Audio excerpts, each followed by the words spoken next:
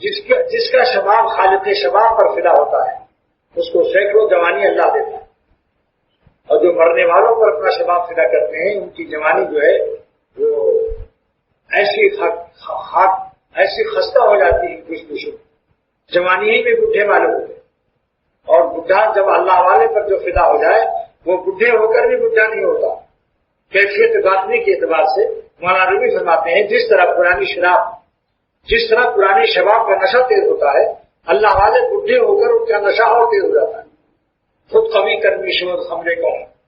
فرماتے ہیں، خود قوی کرمی شود خمرے کون، پرانی شراب کا نشہ تیز ہوتا ہے، خاصا خمرے کی باشد میں لدن، اور جو شراب اللہ کی طرف سے آیا آسمان سے۔ دوستو میرے پینے کو دوستو سن لو، آسمانوں سے میں اترتی، میرا شہر میرے پینے کو دوستو سن لو، آسمانوں سے میں اترتی۔ زمین والی تو کافر پیتے اور آسمان والی مومن پیتا ہے۔ ایک شعر یاد آیا جس پر 1000 روپیہ سکے والا چاندی کا آج سے 70-80 سال پہلے گورکھپور میں ریاض خیر آبادی نے پیش کیا تھا ایک رئیس کو، سبحان اللہ خان نام تھا، 1000 اشرفی دی تھی اس زمانے اس کے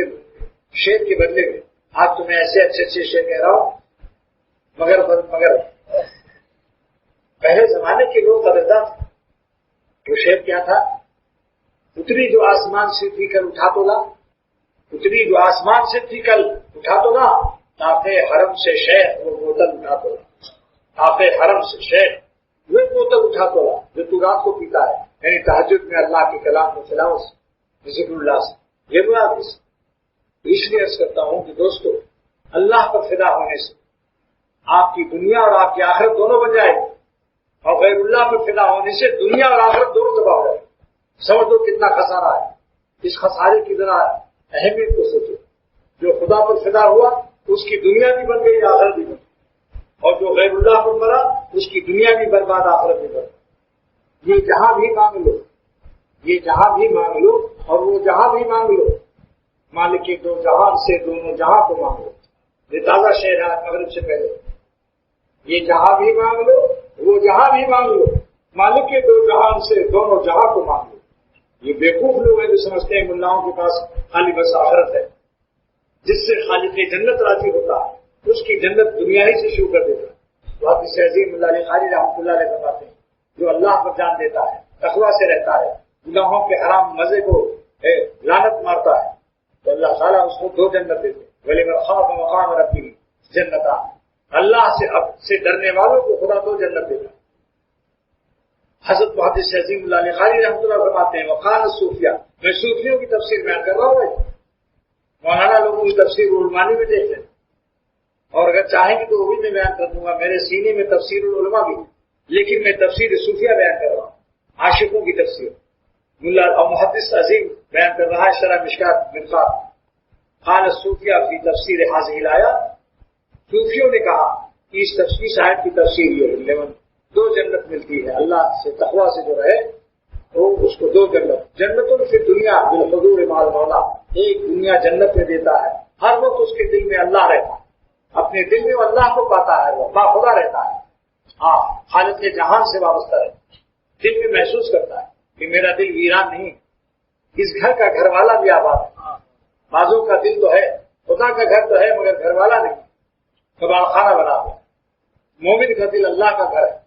اگر اس دل میں جس گھر میں گھر والا بھی رہتا ہے وہی گھر آباد ہوتا ہے،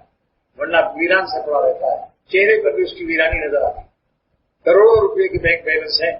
کاروبار کی کوئی انتہا نہیں ہے، مگر ہر وقت پریشان آپ کو نظر آئے، اور ایک بوریا نشین چٹائی پر بیٹھنے والا اللہ کی تصویر لے کر اللہ کو یاد کر رہا ہے، تقویٰ سے رہتا ہے، اس کے چہرے پر آپ دیکھ کر سمجھ لیں گے کہ یہ تو سارا جہان نہیں بیٹھا ہوا، دونوں جہاں کی لذتیں آپ کے نام سے ملی۔ یہ مصرع بھی ہو رہا، دوسرا مصرع جب ہوگا آپ پوچھ نہیں جاتے۔ اللہ خالق 2 جہاں جو ان کا نام لیتا ہے دونوں جہاں کی لذت سے آشنا اور سرشار۔ کیا عمدہ شعر فرمایا خواجہ عزیز الحسن مجروح رحمۃ اللہ علیہ، خدا کی یاد میں بیٹھے جو سب سے بے غرض ہو کر، خدا کی یاد میں بیٹھے جو سب سے بے غرض ہو کر، تو اپنا بوریا بھی پھر ہمیں تخت سلیمہ تھا۔ خدا کی یاد میں بیٹھے جو سب سے بے غرض ہو کر، تو اپنا بوریا بھی پھر ہمیں تخت سلیمہ۔ یہ چٹائی اور بوریے کی قیمت سمجھ لو کہ کیا ہوتی، جہاں کوئی صاحب نسبت جس چٹائی پر بیٹھتا ہے تب سے بادشاہی سے افضل ہوتی وہ چٹائی۔ علامہ سید سلیمان ندوی رحمۃ اللہ علیہ کو اللہ جزا دے، کیا پیارا شعر فرمایا، تیرے غم کی جو مجھ کو دولت ملے غمِ دو جہاں سے فراغت ملے، تیرے غم کی جو مجھ کو دولت ملے غمِ دو جہاں سے فراغت ملے،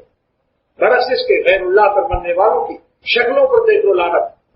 3 مرتبہ لعنت فرمایا اور سے جو حسینوں کے چکر میں پڑے گی، اور اللہ والوں پر دیکھو جا کر پاس پریشان بھی وہاں آ کر مطمئن ہو جاتا، سکون محسوس کرتا، جیسے کہ فریزر اور ریفریجریٹر میں کوئی گرم چیز رکھ دو ٹھنڈا ہو جائے گا نہیں، تو جن کا دماغ دنیا کی تفکرات سے گرم ہو رہا ہو پریشان، اللہ والوں کے پاس آ کر بیٹھے دیکھو کیسا سکون ملتا۔